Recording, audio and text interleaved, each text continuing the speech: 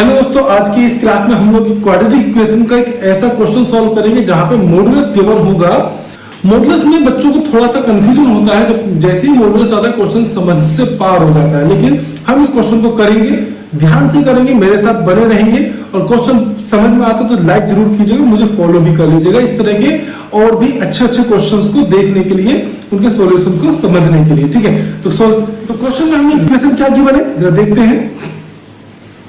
x minus 2 modulus whole square and plus x minus 2, यहां भी modulus है and minus 2 is equal to 0।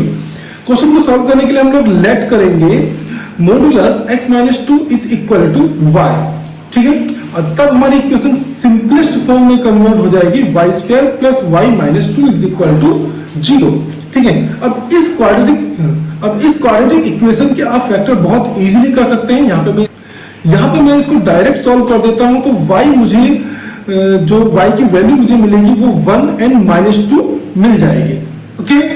अब यहाँ देखते हैं जरा, because modulus x - 2 is equal to y हमने लेट किया था, तो इट इंप्लाइज जब हम y की सेकंड वैल्यू अगर देखते हैं -2, तो हम क्या पाते हैं कि किसी भी नंबर का मॉडुलस कभी भी नेगेटिव नंबर नहीं मिलता, है ना।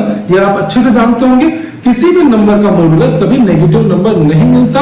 इसका मतलब ये हो जाता है कि -2 gives no solution, -2 gives no solution, ठीक है। यहां समझ में आता है ना। यहां पे ये बात क्लियर हो गई होगी, किसी भी नंबर का जो मॉडुलस होता है वो नेगेटिव नहीं होता है। तब हम इसकी फर्स्ट वैल्यू के साथ चलते हैं, तो modulus x - 2 is equal to 1। अगर हम 1 के साथ चलते हैं, अब आपको पता होगा जब हम मॉडुलस रिमूव करते हैं तो उस नंबर की प्लस माइनस वैल्यू में कन्वर्ट हो जाता है। आपको पता ही होगा कि मोड x डिपेंड करता है -x जब x इज लेस देन 0 होता है एंड प्लस x जब x greater than value equal to 0 होता है, ठीक है। यहां तक बहुत अच्छे से समझ में आ रहा होगा। तब हम क्या करेंगे, मॉडुलस को यहां से रिमूव करते हैं तो x - 2 is equal two plus minus 1। अब प्लस माइनस 1 इस 1 के साथ प्लस 1 के साथ चलते हैं तो x - 2 इक्वल टू प्लस 1, तो x इक्वल टू मुझे मिल रहा है यहाँ से 3 and x - 2 is equal to 1 sorry, तो x की वैल्यू मुझे मिलती है यहाँ से 1।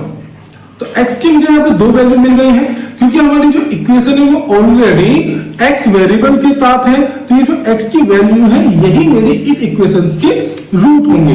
अब क्वेश्चन में जैसे आपसे कहा गया है the sum of all real roots, तो आप देख पा रहे होंगे x की वैल्यू 3 एंड 1 हमें जो फाइंड हो रही है वो रियल है, तो सम। अब हम लोग यहां पर इन रूट्स का सम फाइंड कर लेते हैं, चेक करते हैं।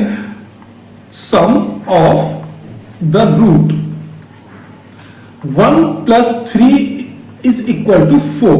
अब सम हमें फाइंड हो गया 4 के अकॉर्डिंग जो ऑप्शन है वो आपका बी करेक्ट है, ठीक है।